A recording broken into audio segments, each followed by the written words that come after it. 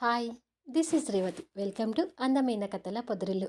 వీడియోస్కి likes, comments, share చేస్తున్న మిత్రులందరికీ పేరు పేరు నా హృదయపూర్వక ధన్యవాదాలు. ప్రేమ మనసులు ఎపిసోడ్ నెంబర్ 27.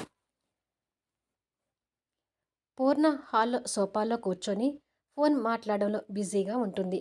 రేణు అలాగే తల మీద పవిటకు చెంగు కప్పుకొని అశోక్తో కలిసి వాళ్ళ అత్తగారిని చూడబోతున్న సంతోషంతో హుషారుగా హాల్లోకి అడుగుపెడుతుంది.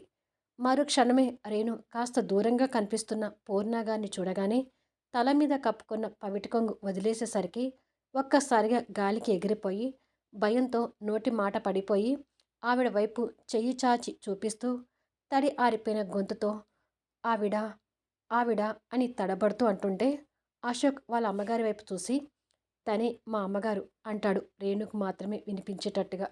ఆ మాటతో ఒక్కసారిగా రేణు గుండె జారి అరిచేతులకు వచ్చినట్టయి, లేదు, ఆవిడ మీ అమ్మగారు కాదు, నువ్వు అబద్ధం చెప్తున్నావు కదా, ఆవిడ మీ అమ్మగారు అయ్యుండదు, నువ్వు ఆవిడ గారిని చూసి పొరపాటుగా మీ అమ్మగారని చెప్తున్నావు కదా అంటుంది అశోక్ మాటని జీర్ణించుకోలేక. నీ మొహం, ఈ విషయంలో నేనెందుకు అబద్ధం చెప్తాను, తనే మా అమ్మగారు, అన్నపూర్ణ గారు, అంటే నీకు కాబోయే అత్తగారు అంటూ నొక్కి చెప్తాడు. ఇక ఆ మాటతో రేణుకి భూమి గిర్రున తిరుగుతున్నట్టయి రోడ్డు మీద జరిగిన ఒక్కసారిగా కళ్ళ ముందు కనిపించి, నీకు మర్యాదిచ్చి మాట్లాడడానికి తమరేమైనా నాకు కాబోయే అత్తగారా అని డైలాగ్ గుర్తొచ్చి ఒక్కసారిగా అక్కడ మాయమై బయట గార్డెన్లో ప్రత్యక్షమవుతుంది. అశోక్ తన కోసం చుట్టూ చూసి, ఏది దేవ రాక్షసి అని అనుకొని అశోక్ కూడా అక్కడ మాయమై రేణు పక్కకి ప్రత్యక్షమై, ఏమైంది ఇక్కడికి వచ్చావు అని అడుగుతాడు ఆశ్చర్యపోతూ. రేణు ఏడుపు మొహం పెట్టుకొని, కొంప మునిగింది అశోక్ అంటుంది. నీ కొంప మునిగితే నా కొంప కూడా మునిగినట్టే గాని ఎందుకు ఇంత కంగారు పడుతున్నావు అని అడుగుతాడు. అది అది అంటూ నీళ్లు నములుతూ, మీ అమ్మగారికి నేను అస్సలు నచ్చను అశోక్, ఈరోజు ఈ చీరలో తయారైంది కూడా వేస్ట్ అయిపోయినట్టే, అక్క నాకు చెప్పిన నీతి వాక్యాలని ఎప్పుడో గాలిలో కలిపేశాను అంటుంది ఏడుపు మొహం పెట్టుకుంటూ. అశోక్కి తన మాటలు అర్థం కాక, ఏమైంది నీకు, ఏదేదో మాట్లాడుతున్నావేంటి, ఇక్కడికి వచ్చే వరకు బాగానే ఉన్నావు కదా, ఇప్పుడేమైంది అని అడుగుతాడు. ఇప్పటి వరకు ఏమీ కాలేదు, ఇక ముందు ఏం జరుగుతుందో తలుచుకోవడానికే భయంగా ఉంది అశోక్, నేను వెంటనే బృందావనం వెళ్ళిపోతాను అని వెళ్ళబోతుంటే, ఏయ్ ఆగు, ఎందుకే ఇలా చేస్తున్నావు, ఇన్ని రోజుల వరకేమో ఆంటీని ఎప్పుడు పరిచయం చేస్తావని చెవిలో జోరీగలాగా వెంటపడ్డావు, ఇప్పుడు పరిచయం చేయడానికి తీసుకొచ్చేసరికి వెనక్కి తిరిగి వెళ్తున్నావు, అసలు ఏమైంది నీకు, ఎందుకింత కంగారు పడుతున్నావు అని అడుగుతాడు. నా కంగారుకి కారణం ఏంటో చెప్తే నువ్వు కూడా నన్ను పిచ్చి తిట్లు తిడతావు అశోక్ అంటుంది కళ్ళు నలుపుకొని ఏడుస్తున్నట్టుగా చేస్తూ. నిన్నెందుకు తిడతాను బంగారం, అసలు ఏమైందో చెప్పు అంటాడు లాలనగా తన చేతుల్ని కళ్ళ మీద నుంచి తీస్తూ. నిజంగా తిట్టవు కదా అంటుంది అమాయకంగా చూస్తూ. నువ్వు నా బుజ్జి బంగారాన్ని, నిన్నెందుకు తిడతాను చెప్పు అంటాడు ప్రేమగా తన గడ్డం పట్టుకొని. టెన్షన్తో చీర కొంగుని వేలకు చుట్టుకుంటూ, అది అశోక్, ఆ రోజు రోడ్డు మీద ఒక ఆవిడతో గొడవ పడ్డానని నీకు చెప్పాను కదా అంటుంది.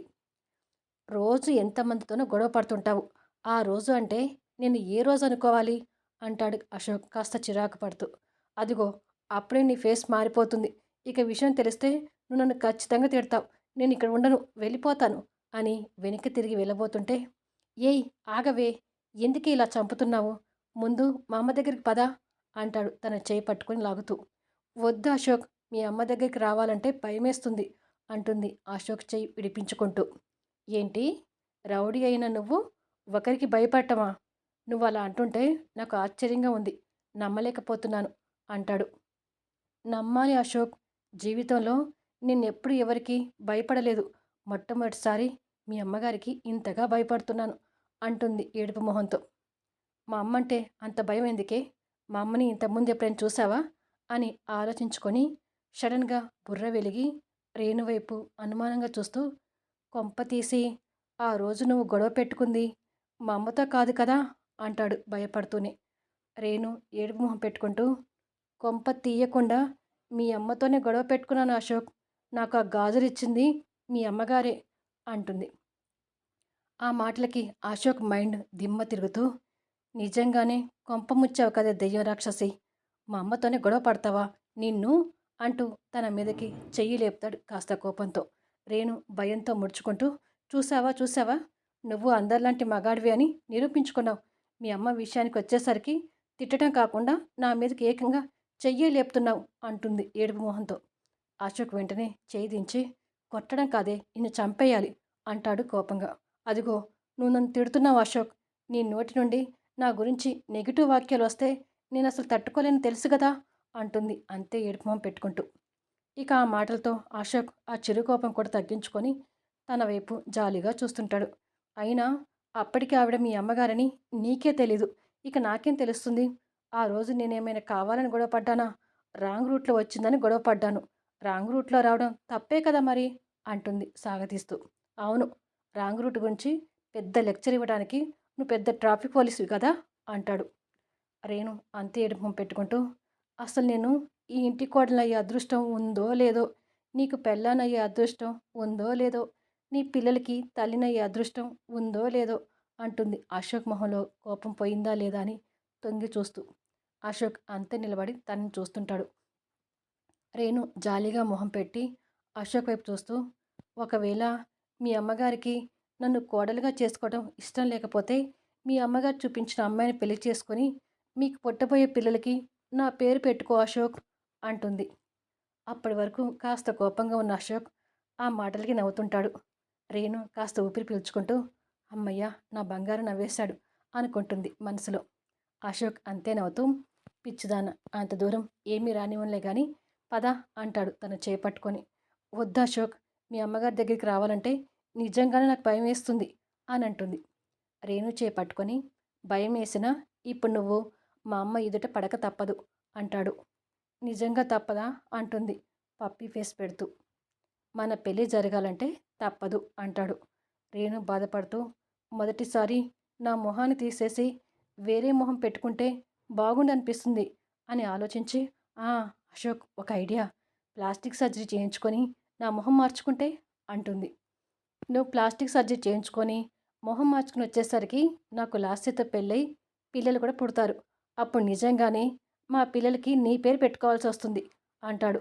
అమ్మో వద్దు, నేను ఈ మొహంతోనే వస్తాను. కానీ అశోక్ నువ్వే నన్ను మీ అమ్మగారి నుండి సేవ్ చేయాలి అంటుంది. తప్పుతుందా మరి? ముందు నువ్వు అమ్మకు కనపడు, ఆ తర్వాత మా అమ్మకి ఏదో ఒకటి సర్ది చెప్తానులే అంటాడు. నిజంగానా అంటుంది. నిజమేనే దెయ్యం రాక్షసి, ముందు పద అంటూ తన చేయి పట్టుకొని లోపలికి తీసుకెళ్తుంటాడు. లోపల వాళ్ళ అమ్మగారు అడ్డుగా నిలబడి ఫోన్ మాట్లాడి కాల్ కట్ చేస్తుండగా అమ్మ అని పిలుస్తాడు. కొడుకు గొంతు విని పూర్ణ ఇటుగా తిరుగుతుంది. నేను ప్రేమించిన అమ్మాయి రేణు అంటే తనేనమ్మా అంటూ పరిచయం చేస్తాడు పక్కకి చూపిస్తూ. పూర్ణ పక్కకు చూస్తే అక్కడ ఎవరు కనిపించక నాకిక్కడ ఏ అమ్మాయి కనిపించడం లేదు అంటుంది. అశోక్ పక్కకు చూసి పక్కన ఉండాల్సిన రేణు తన వెనక్కి వెళ్ళిందని అర్థమై తల్లి ముందు కాస్త వెకిలిగా నవ్వుతూ తన వెనక నిలబడ్డ రేణు చేపట్టుకొని ముందుకు లాగుతుంటే రేణు నిదానంగా పూర్ణ గారికి మొహం చూపించుకుంటూ ఎదురుగా వచ్చి నిలబడుతుంది.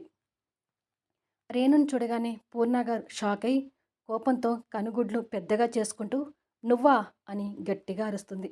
రేణు ఒక్కసారిగా భయపడి మళ్ళీ అశోక్ వెనక్కి దూరుతుంది.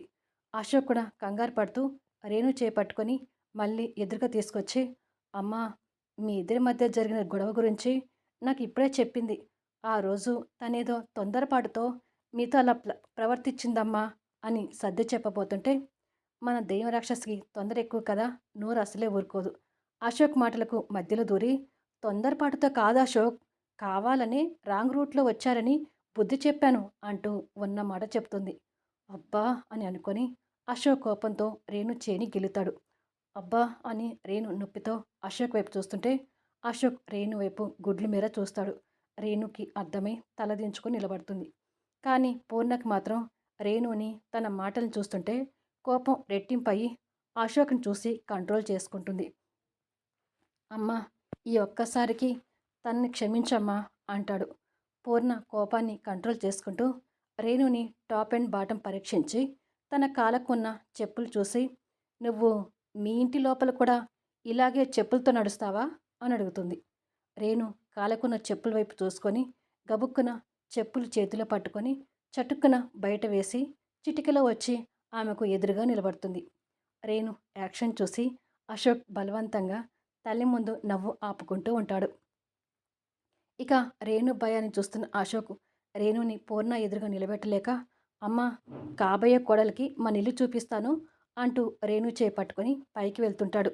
ఆ మాటలకి పూర్ణ విస్తుపోయి ఆనంద్ అని చేయి పెట్టి పిలవబోతుంటే చక్రవర్తి గారు వచ్చి భార్య చేయి పట్టుకొని కిందికి దింపి వద్దు అన్నట్టుగా తల ఊపుతాడు. పూర్ణ కోపంగా తెచ్చుకుంటూ, ఏమిటండి ఇది? ఇక జీవితంలో ఎప్పుడూ చూడకూడదనుకున్న ఆ అమ్మాయిని మన ఇంటికి తీసుకొచ్చి కాబోయే కోడలంటాడేంటి? మన ఆనంద్ ఆ అమ్మాయిని ఎలా ప్రేమించాడండి? ఆ అమ్మాయికి మన ఇంటి కోడలయ్యే అర్హత ఏమాత్రం లేదు అంటుంది. నీ బాధ నాకు అర్థమైంది పూర్ణ. ఆనంద్ గురించి నువ్వు ఒక విషయం గుర్తుపెట్టుకో. ఆనంద్ చిన్నప్పటి నుంచి శరణాలయంలో పెరుగుతూ తన నిర్ణయాలు తనే సొంతంగా తీసుకోవడం అలవాటు చేసుకున్నాడు.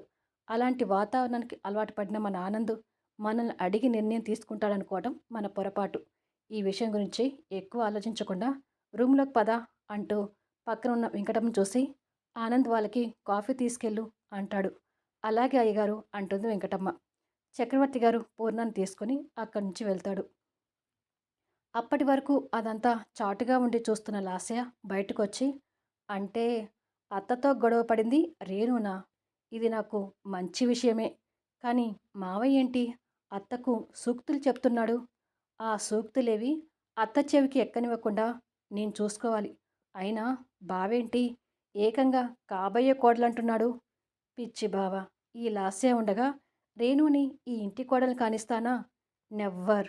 నీ కలలు నెరవేరవు రేణు అని అనుకొని సంతోషపడుతుంది. పూర్ణ కూడా భర్త మాటలు మింగుడు పడక తన రూంలోకి వచ్చి కూర్చొని ఆలోచిస్తూ, నాకు నచ్చని అమ్మాయి నా ఇంట్లో నా కొడుకు పక్కన, ఇది భరించటం నా వల్ల కాదు అని అనుకుంటుంది. కొన్ని నిమిషాలకి అశోక్ రేణుకి ఇల్లు చూపించి తన బెడ్రూమ్లోకి తీసుకొచ్చి డోర్ వేస్తాడు. రేణు అప్పటికి ఊపిరి పీల్చుకొని హమ్మయ్యా అని బెడ్ మీదకి అడ్డంగా వాలిపోయి, అమ్మో, భయం అనేది ఇంత భయంకరంగా ఉంటుందని ఇప్పుడే పూర్తిగా అర్థమైంది అశోక్ అంటుంది. మరి ఈ వీడియో మీద మీ అభిప్రాయాలు తెలుపుతూ కామెంట్స్ ఇవ్వండి. అలాగే లైక్స్ ఇస్తూ ఎంకరేజ్ చేయండి. మళ్ళీ నెక్స్ట్ వీడియోలో కలుద్దాము.